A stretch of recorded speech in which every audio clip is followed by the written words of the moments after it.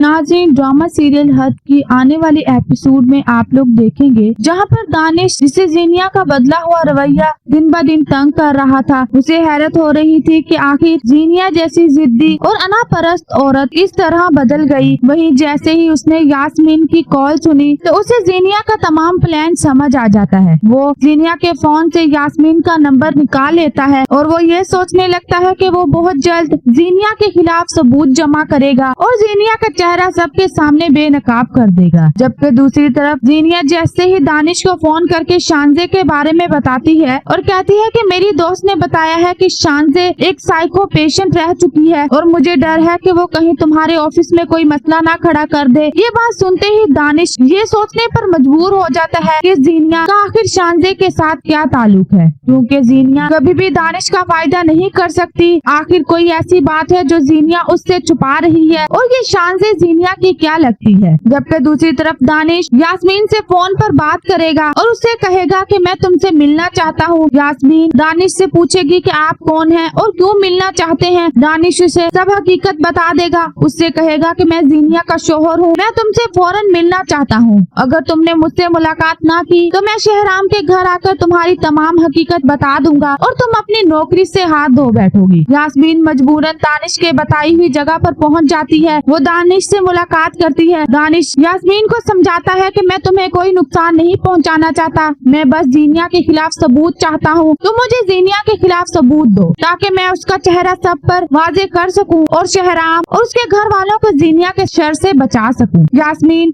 जीनिया को रिकॉर्डिंग्स दे देती है और उससे कहती है कि मेरा नाम नहीं आना चाहिए। दानिश उसे यकीन दिलाता है कि मैं तुम्हारा नाम नहीं आने दूंगा। जबकि दूसरी तरफ दानिश शांजे के बारे में भी तमाम मालूमात हासिल कर लेता है। उसे पता चल जाता है कि शांजे कोई और नहीं बल्कि शहराम की बहन है और वो शहराम के साथ दुश्मनी में ये सब कुछ कर रही है। जबकि शांजे की जो भी हालत रह चुकी है उसका जिम्मेदार कोई और नहीं बल्कि जीनिया ही है और जीनिया इस हद तक गिर सकती है, उसे इस बात का अंदाजा ही नहीं था। जबकि दूसरी तरफ अब सीरत बेगम को अपने बेटे जरार की याद सताने लगी है। वो सिद्रा से फोन पर बात करती है और उससे कहती है कि तुम जरार से मेरे बारे में बात करो और उसे बताओ कि मैं किस मुश्किल वक्त से गुजर रही हूँ। जबकि दूसरी तरफ सिद्रा सीरत को एहसास दिलाती है कि उसने अपने बेटे के साथ बहुत ज्यादतियां की, लेकिन इसके अलावा वो उसे मशवरा देती है कि आप समीन ताई और फरियाल आपी से बात करें। वो जरार से बात करेंगी तो आपका मसला हल हो जाएगा और जरार आपसे बात करने लगेगा। सीरत अपनी जिद और अना को एक तरफ रखते हुए समीन के पास जाती है और उससे बात करती है कि वो जरार को समझाए